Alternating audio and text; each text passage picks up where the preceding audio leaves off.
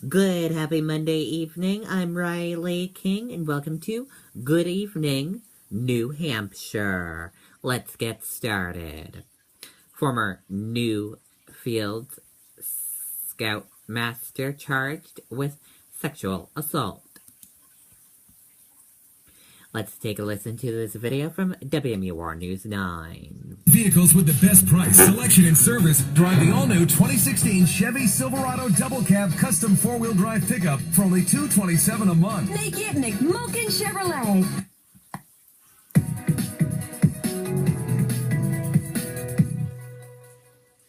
Right now, police are working with multiple alleged victims, and they say that there could be more. If there are, they're encouraging them to come forward. This morning, 69-year-old Eugene Peralt was arrested and charged with aggravated felonious sexual assault. More than a week ago, police say a man approached them saying he was victimized by Peralt about 20 years ago while he was a Boy Scout in Newfields. At the time, police say the alleged victim was younger than 13 years old. Authorities say Peralt was a scoutmaster for the Boy Scouts of America from the mid-1990s through 2006 in Epping and Newfields. Police also confirmed Peralt was the town health officer, a role he was removed from today. He posted cash bail and will be arraigned December 13th. It's not unusual for victims of sexual assault to not come forward right away, and in this case, it took approximately 20 years for that to happen, and we're glad it did come forward at this time, and it's important to remember that others should come forward too. And police say the alleged victims who they are working with are all within the context of the suspect's former role as a scoutmaster. Anyone else with information on this is asked to call police or Seacoast Crime Stoppers. Reporting live in Newfields, Mike Cronin, WMUR News 9. Okay, and there you go on that report. Grief counselors on hand after teen's disappearance in storm. Let's take a listen to this video from WMUR News 9. In service, drive the all-new 2016 Chevy Silverado Double Cab Custom 4-Wheel Drive Pickup for only $227 a month. Make it McMokin Chevrolet.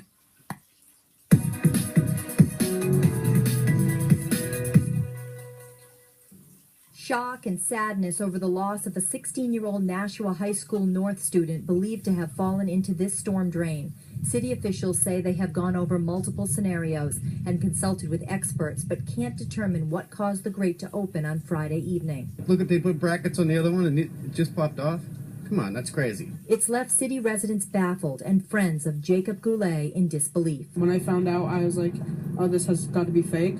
But when I watched the news, I was crying. I couldn't believe this happened. Jesse Karen says he and Goulet bonded over music, and he said while the high school sophomore had dealt with some tough times, he was turning his life around. He's like changing his life. He's trying to like improve himself for the better. At Nashua High School North, grief counselors were on hand to deal with the loss. During the weekend, the building administration reached out to classroom teachers and asked who of the students in their classes may be affected by the tragedy, and then gave those names to guidance counselors this morning. Meanwhile, city officials are working hard to make sure there is no repeat incidents. They are already installing tamper-proof bolts and locks, and heavier, more durable manhole covers will replace aluminum grates. And while the city works, the community is coming together to pay their respects. Whether I know him or not, everyone deserves some bit of respect, especially for something so sudden.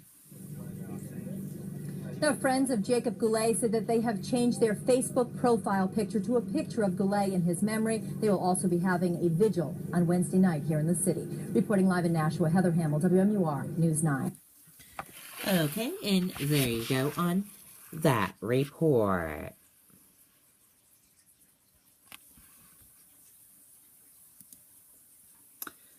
$54 of Trump voters casting ballots against Clinton.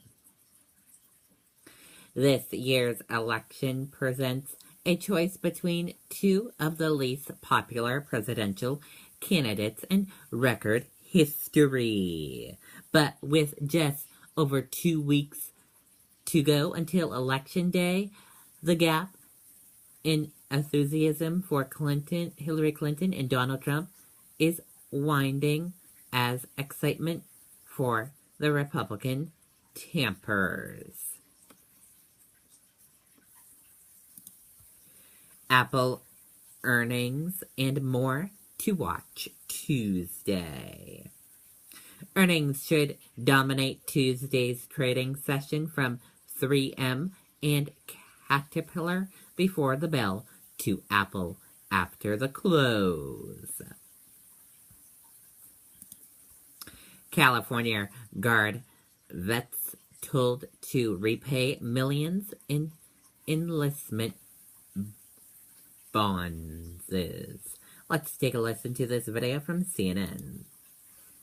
In 2006, the military desperately needed soldiers to fight in Iraq and Afghanistan, but it was missing recruitment goals for new enlistees.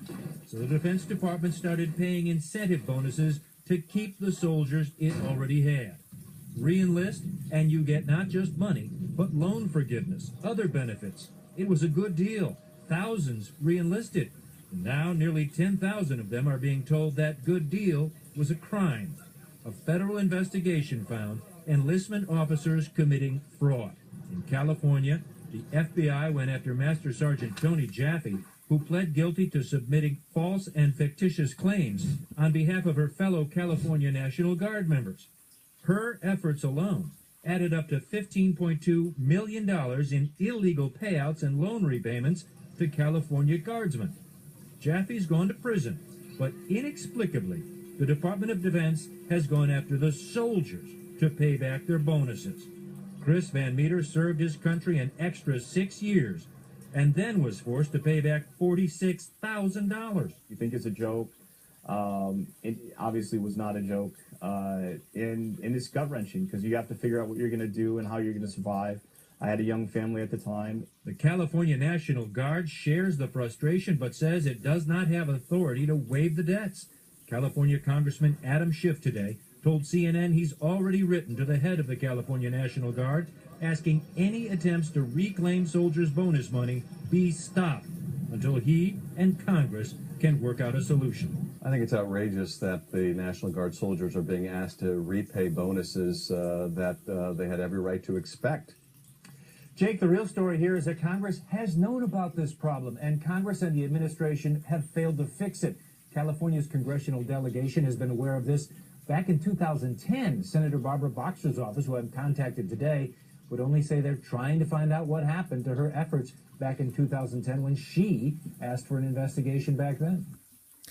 Okay, and there you go on that report.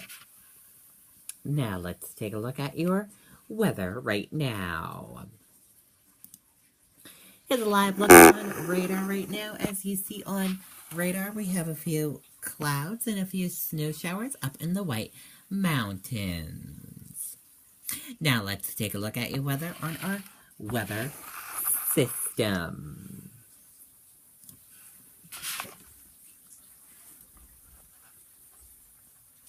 Your weather on our weather system. Your wind speed peak is 10 miles per hour. Average is 4. Current is 6 from northeast. Your temperature is 47 degrees. Humidity is 54%. Your dew point is 31 degrees. Your forecast is sun/clouds. And your pressure is 29.71. Now let's take a look at your next 7-day forecast.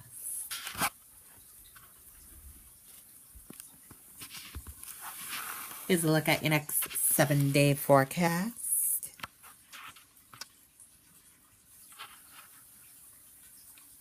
And now let's take a look at your traffic. Here's a look at your traffic right now. We're seeing a lot of green roadways. We have a few yellow areas and a few red areas. Otherwise, your traffic is moving pretty good on your